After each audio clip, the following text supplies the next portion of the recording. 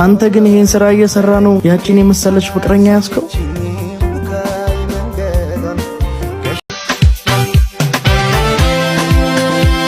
አላምደሽ ሰላም ነው? ቸኩላለሁ እባክህ ወሬውን ትተህ ስራህን ስራ።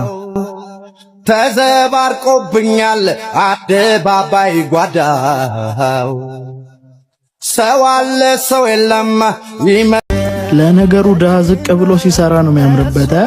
ፍቅር እኮ የእግዚአብሔር ስጦታ ነው። ይሄን የድሃ ፍልስፍና አንተውና አርፈ ስራህን ስራ።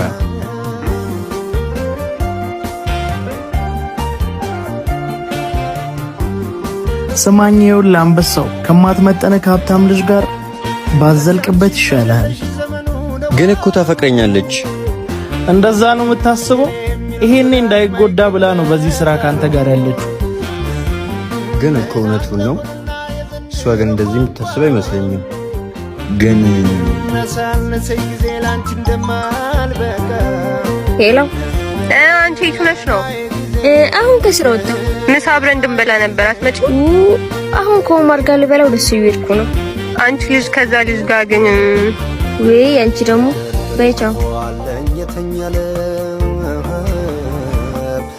ይሄ ላንተ፣ በዚህ ደግሞ እሷን ሻይ ቡና በላት እሺ። ይሄ ነገር እኔም ብቻ አይደለም ያሳሰበው፣ ሌላም ሰው እያሳሰበው። ስለዚህ ጉዳይማ አወራታለሁ።